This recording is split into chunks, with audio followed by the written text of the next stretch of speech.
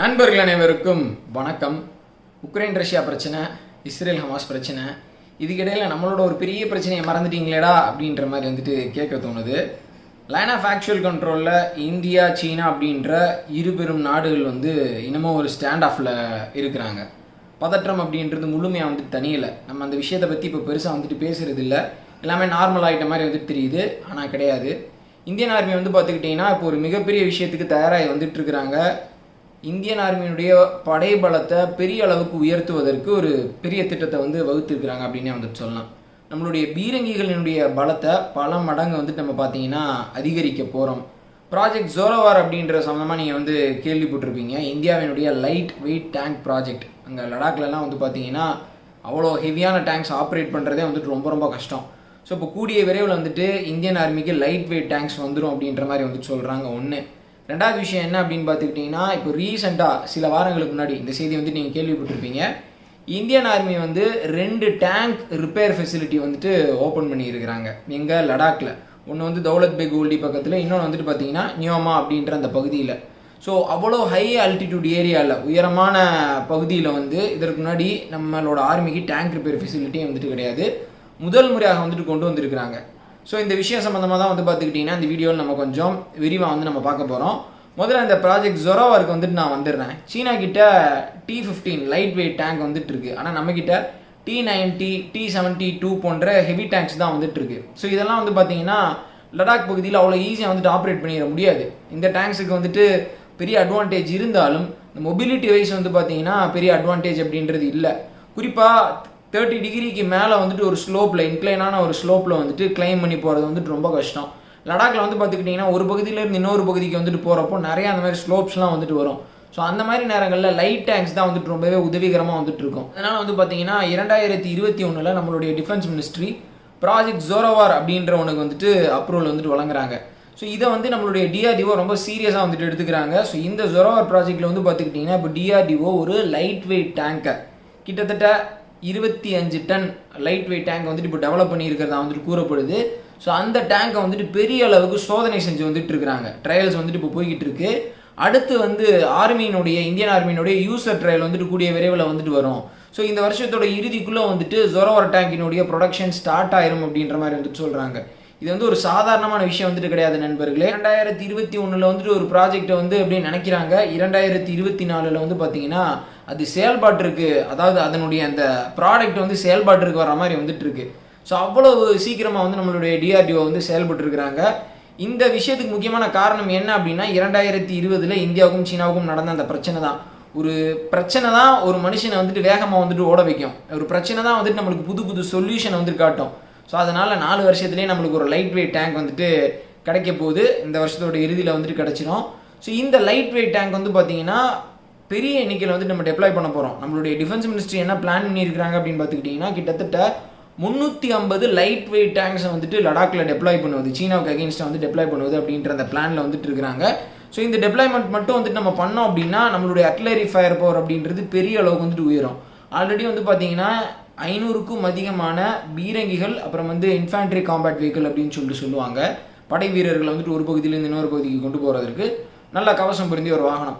So இது கிட்டத்தட்ட 500 எண்ணிக்கைக்கு மேலே நம்ம டெப்ளாய் பண்ணியிருக்கிறோம். அதில் பீரங்கிகளில் பார்த்துக்கிட்டிங்கன்னா T-90, T-72 பெரிய அளவுக்கு நம்ம டெப்ளாய் பண்ணியிருக்கிறோம். ஸோ இப்போது இந்த வரிசையில் பார்த்தீங்கன்னா ஜொரோவார் லைட் வெயிட் டேங்க்கும் வரப்போகுது. அர்ஜுன் டேங்கை நம்ம அந்த உயரமான பகுதியில் பயன்படுத்த முடியாது. ஏன்னா அதனுடைய வெயிட் பார்த்துக்கிட்டிங்கன்னா கிட்டத்தட்ட 55 டன்.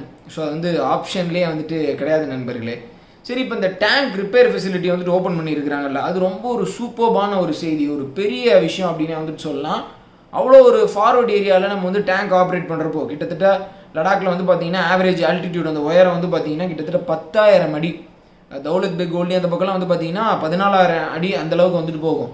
ஸோ அவ்வளோ உயரமான இடத்துல நம்ம டேங்க் ஆப்ரேட் பண்ணுறது ரொம்ப ரொம்ப கஷ்டம். டெம்பரேச்சர் -40 டிகிரி செல்சியஸ் போகும். ஆக்சிஜன் ரொம்பவே கம்மியாக இருக்கும். ஸோ டேங்க்குக்கு ஏதாவது இமீடியட்டாக ஏதாவது சர்வீஸ் பண்ணணும், ஏதாவது மெயின்டெனன்ஸ் பண்ணணும் அப்படின்னா நம்ம அந்த பகுதியிலேயே ஒரு முக்கியமான டேங்க் ரிப்பேர் ஃபெசிலிட்டியை நம்ம வச்சுருந்தோம் அப்படின்னா டேங்க் இடைவிடாத ஆப்ரேஷனில் இருக்கும். 24/7 டேங்கினுடைய அந்த டிப்ளாய்மெண்ட் நம்ம மானிட்டர் பண்ணிக்கிட்டே இருக்கலாம். இல்லை அந்த இடத்துல ஒரு ரிப்பேர் ஃபெசிலிட்டி இல்லை அப்படின்னா நம்ம ரியர் பேஸுக்கு லேக்கோ இல்லை ஸ்ரீநகருக்கோ தான் நம்ம கொண்டு வரணும். ஸோ இப்போ அந்த பகுதியிலே ஒரு ரிப்பேர் ஃபெசிலிட்டி வச்சதுனால டேங்க்ஸினுடைய ஃபார்வர்ட் டெப்ளாய்மெண்ட்டை தொடர்ச்சியாக வந்துட்டு நம்ம உறுதி செய்திருக்கிறோம். இது வந்து ஒரு வரலாற்று சிறப்புமிக்க விஷயம் அப்படின்னா வந்துட்டு சொல்லலாம். இது வரைக்கும் நம்ம வந்து அவ்வளோ ஒரு உயரமான பகுதியில் டேங்க் ரிப்பேர் ஃபெசிலிட்டியை எஸ்டாப்ளிஷ் பண்ணது கிடையாது. இந்த பீரங்கிகள் அப்புறம் வந்து இன்ஃபேண்ட்ரி காம்பேட் வெஹிக்கிள் இது போக வந்து பார்த்தீங்கன்னா இப்போ ரீசெண்டாக நம்மளுடைய இந்தியன் ஆர்மி வந்து குவிக் ரியாக்ஷன் ஃபைட்டிங் வெஹிக்கிள் அப்படின்ற அந்த வாகனத்தை வந்துட்டு பெரிய எண்ணிக்கையில் டெப்ளாய் பண்ணியிருக்கிறாங்க. அதுக்கப்புறம் வந்து பார்த்தீங்கன்னா K9 வஜ்ரா, ஸோ அது வந்து உங்களுக்கு தெரியும். ஸோ இந்த மாதிரி பெரிய எண்ணிக்கையில் வந்து நம்மளுடைய ஆர்ட்லரியை வந்து அங்கே டெப்ளாய்மெண்ட்டை அதிகரித்து வந்துட்டு இருக்கிறோம். ஸோ இது எல்லாமே வந்து பார்த்தீங்கன்னா சீனாவுக்கு ஈக்குவலாக, சீனாவுக்கு பயங்கரமாக டஃப் கொடுக்கும் விதத்தில் நம்ம செஞ்சு வந்துட்டு இருக்கக்கூடிய ஒரு விஷயம். ஸோ இந்த இடத்துல நம்மளுக்கு ஒரு பாசிட்டிவ் பேலன்ஸ் வந்துட்டு வர்றப்போ வந்து பார்த்தீங்கன்னா சீனாவினுடைய நடவடிக்கை டோட்டலாக வந்துட்டு மாறும். அந்த பாசிட்டிவ் பேலன்ஸ் அப்படின்னா நான் என்ன சொல்கிறேன் அப்படின்னா சீனாவினுடைய அந்த டிப்ளாய்மெண்ட்டை விட, சீனாவுக்கு இருக்கக்கூடிய அந்த சூழ்நிலையை விட நம்மளுக்கு சாதகமான, மிகவும் சாதகமான ஒரு சூழ்நிலை வந்து ஏற்படுத்துறது.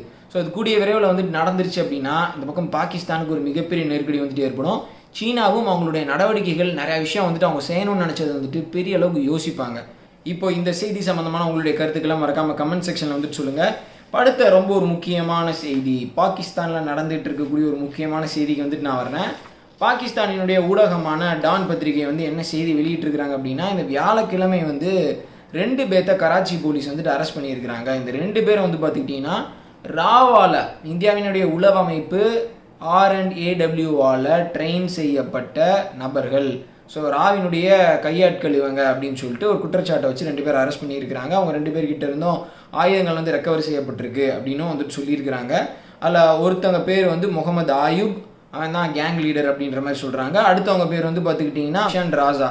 ஸோ இந்த 2 பேர் வந்து பாகிஸ்தானில் இருக்கக்கூடிய ஒரு சில நபர்களை வந்துட்டு நோட்டமிடுவது, அவங்கள வந்து டார்கெட் பண்ணி நியூட்ரலைஸ் பண்ணுவது, அந்த வேலையில் வந்துட்டு ஈடுபட்டு வந்திருக்கிறாங்க அப்படின்ற மாதிரி வந்துட்டு சொல்லியிருக்கிறாங்க.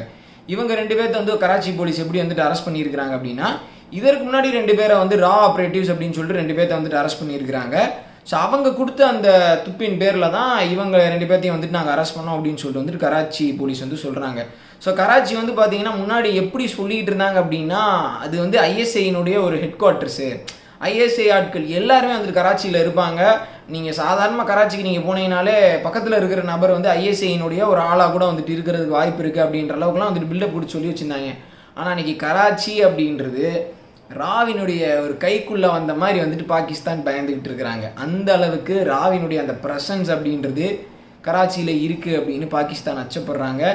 இதனால் வரைக்கும் இல்லாத அளவுக்கு பாகிஸ்தானுக்கு ஒரு மாபெரும் அச்சம் வந்து ஏற்பட்டிருக்கு. ஏன் அப்படின்னா நிறைய அடையாளம் தெரியாத நபர்கள் வந்து பாகிஸ்தானுக்கு ஆதரவான பயங்கரவாதிகளை நியூட்ரலைஸ் பண்ணியிருக்கிறாங்க.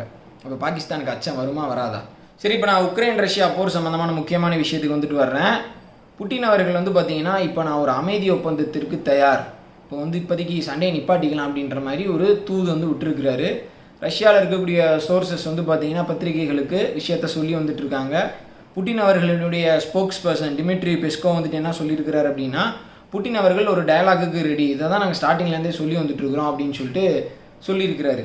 ஸோ ரஷ்யா வந்து ஒரு வெள்ளைக்குடி காட்டுறாங்களா, ரஷ்யா வந்து அப்படியே சாஃப்ட் ஆகுறாங்களா, பின்வாங்குறாங்களா அப்படின்னு கேட்டுக்கிட்டிங்கன்னா கிடையாது. ரஷ்யா என்ன சொல்கிறாங்க அப்படின்னா, இப்போ இருக்கக்கூடிய அந்த பார்டரை அப்படியே ஃப்ரீஸ் பண்ணிக்குவோம்ப்பா, இப்போ எங்களுடைய படைகள் எங்கே இருக்குதோ அதோட வந்துட்டு நாங்கள் ஸ்டாப் பண்ணிக்கிறோம், நீங்களும் வந்துட்டு அதே இடத்துல அப்படி நின்றுங்க, கோட்டை தாண்டி நீ வரக்கூடாது நானும் வரமாட்டேன் அப்படின்ற மாதிரி ஒரு சீஸ்ஃபயர் லைனை கிரியேட் பண்ணிக்கலாம் அப்படின்னு சொல்லிட்டு வந்துட்டு சொல்கிறாங்க.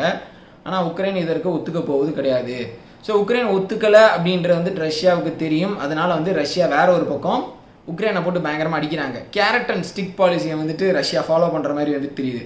ஒரு பக்கம் கேரட்டு, இங்கே பார்த்தியா உனக்கு ஒரு நல்ல ஆஃபர் நான் தர்றேன், இன்னொரு பக்கம் இது நீ இந்த ஆஃபரை எடுத்துக்கல அப்படின்னா ஒரு குச்சியால் பயங்கரமான ஒரு அடி. இப்படி ரஷ்யா வந்து பார்த்துக்கிட்டிங்கன்னா ஒரு பக்கம் நாங்கள் அமைதி பேச்சுவார்த்தைக்கு தயார் அப்படின்னு சொல்லிட்டு சொல்கிறாங்க, இன்னொரு பக்கம் கார்கிவை போட்டு பொழந்து எடுத்து வந்துட்டு இருக்கிறாங்க. பயங்கரமான ஆயுதங்களை கார்கிவ் பிராந்தியத்தின் மீது வந்துட்டு ரஷ்யா பயன்படுத்தி வந்துட்டு இருக்காங்க. அங்கே பலர் வந்து தொடர்ச்சியாக வந்து உயிரிழந்து வந்துட்டு இருக்கிறாங்க. முந்தானத்து வந்து பார்த்துக்கிட்டிங்கன்னா 6 பேர் வந்துட்டு உயிரிழந்துட்டாங்க ரஷ்யா நடத்தின அந்த தாக்குதலில். கிளைட் பாம்ஸ் அப்படின்ற பயங்கரமான ஆயுதத்தை வந்துட்டு ரஷ்யா பயன்படுத்தி இருக்கிறாங்க இப்போ சில நாட்களுக்கு முன்னாடி. ஸோ அதனால் இப்போ உக்ரைனுக்கு வந்துட்டு என்ன ஒரு திங்கிங் வந்து ரஷ்யா மனசுக்குள்ளே வந்துட்டு விதைக்கிறாங்க அப்படின்னா, நீங்கள் இந்த பேச்சுவார்த்தைக்கு ஒத்துக்கல அப்படின்னா இன்னமும் உங்களுடைய பகுதிகள், பல பகுதிகளை வந்துட்டு நாங்கள் பிடிப்போம், பல இடத்துல வந்துட்டு நாங்கள் நெருக்கடி போடுவோம். இப்போ நீங்கள் ஓகே சொல்லிட்டீங்க அப்படின்னா நாங்கள் பிடிக்க வர்ற அந்த பகுதிகள் வந்து உங்களுக்கு மிச்சமாகும், இல்லாட்டி அதையும் வந்துட்டு நீங்கள் இழப்பீங்க அப்படின்ற மாதிரியான ஒரு திங்கிங்கை உக்ரைனுடைய மனசில் ரஷ்யா விதைக்க முயற்சி பண்ணுறாங்க. ஆனால் உக்ரைன் வந்து பார்த்துக்கிட்டிங்கன்னா முடியவே முடியாதுப்பா, நாங்கள் பேச்சுவார்த்தைக்கு வரமாட்டோம் அப்படின்னு சொல்லிட்டு தெளிவாக இருக்கிறாங்க. அடுத்த மாதம் வந்து பார்த்துக்கிட்டிங்கன்னா ஜெலன்ஸ்கி வந்து ஒரு மிகப்பெரிய ஒரு மீட்டிங் வந்து ஆர்கனைஸ் பண்ணுறாரு. சுவிட்சர்லாண்டில் ஒரு மிகப்பெரிய பேச்சுவார்த்தை ஒன்று நடக்க போகுது உக்ரைன் ரஷ்யா போர் சம்மந்தமாக. ஸோ அதில் வந்து உக்ரைனுடைய தலைவர் ஜெலன்ஸ்கி வந்து பார்த்துக்கிட்டிங்கன்னா இன்டர்நேஷ்னல் ஒப்பீனியனை வந்துட்டு கேட்குறாரு. அங்கே வந்து ஒரு டிஸ்கஷன் வந்துட்டு நடக்க போகுது. என்ன பண்ணலாம், ரஷ்யா இப்படி செய்கிறாங்க, நாங்கள் இப்படி ஒரு பதில் நடவடிக்கை வந்து பண்ணி வந்துட்டு இருக்கோம், நாங்கள் இப்படிப்பட்ட ஒரு முடிவை வந்துட்டு எடுக்கிறோம், அதெல்லாம் சரியா அப்படின்னு சொல்லிட்டு அவங்ககிட்ட கலந்து ஆலோசிக்க வந்துட்டு போகிறாங்க. ஸோ இதற்கு வந்து பார்த்தீங்கன்னா பல நாடுகளுக்கு வந்துட்டு இன்விடேஷன் வைக்கப்பட்டிருக்கு, சீனா உட்பட. ஆனால் ரஷ்யாவுக்கு வந்துட்டு இன்விடேஷன் வைக்கல. ஏன்னா ரஷ்யா அவங்களுடைய கருத்தை வந்துட்டு சொல்லிடுவாங்கல்ல. ஸோ அதனால் உக்ரைன் வந்து எல்லா நாடுகளையும் கன்வின்ஸ் பண்ணி ஒரு முடிவை வந்துட்டு எடுக்க முயற்சி பண்ணுறாங்க. ஸோ அந்த பேச்சுவார்த்தையில் என்ன முடிவு, மெஜாரிட்டி நிறைய பேர் என்ன சொல்கிறாங்களோ அதை வந்து உக்ரைன் எடுத்துப்பதற்கான வாய்ப்பும் கூட வந்துட்டு இருக்கு. ஸோ இந்த நேரத்தில் இதிலிருந்து ஒரு பெரிய டிஸ்ட்ராக்ஷன் ஏற்படுத்தும் விதமாகத்தான் ரஷ்யா வந்து இப்போ ஒரு சீஸ்ஃபயர் ப்ரொபோசல் வந்துட்டு வச்சிருக்கிறாங்க அப்படின்னு சொல்லிட்டு உக்ரைனுடைய ஃபாரின் மினிஸ்டர் வந்துட்டு சொல்லியிருக்கிறாரு. இன்னொரு பக்கம் வெஸ்டர்ன் கண்ட்ரிஸ்லாம் வந்து பார்த்துக்கிட்டிங்கன்னா உக்ரைன்கிட்ட சொல்கிறாங்க, நீங்கள் வந்து ஒத்துக்கவே கூடாது, நம்ம சீஸ்ஃபயர்லாம் வந்துட்டு வேணவே வேணாம், நாங்கள் இன்னும் நிறைய ஆயுதங்களை கூடிய சீக்கிரம் வழங்குறோம், நீங்கள் வந்துட்டு அடிப்பதற்கு தயாராக இருங்க அப்படின்ற மாதிரி இன்னொரு பக்கம் உக்ரைனுக்கு கொம்பு சீவி விட்டுட்டு இருக்கிறாங்க நண்பர்களே. ஸோ இந்த உக்ரைன் ரஷ்யா போர் அப்படின்றது தொடர்ச்சியாக அதே மாதிரியே பிரச்சனைக்குள்ளாக தான் வந்துட்டு போயிட்டு இருக்கு. வரும் காலத்தில் மோதல் இன்னமும் தீவிரமடைவதற்கான வாய்ப்பு இருக்குது, அமைதிக்கு இப்போதைக்கு வாய்ப்பு இல்லை. ஸோ இதோட இந்த வீடியோ வந்துட்டு நான் முடிச்சுக்கிறேன். இந்த வீடியோ சம்மந்தமான உங்களுடைய கருத்துக்களை மறக்காமல் கமெண்ட் செக்ஷனில் வந்துட்டு சொல்லுங்கள். நாளைக்கு வேறு ஒரு வீடியோவில் வந்துட்டு சந்திக்கலாம். அது வரைக்கும் சேனலோட இணைஞ்சிருங்க. வீடியோ பார்த்துட்டு ரொம்ப நன்றி. ஜெய்ஹிந்த்.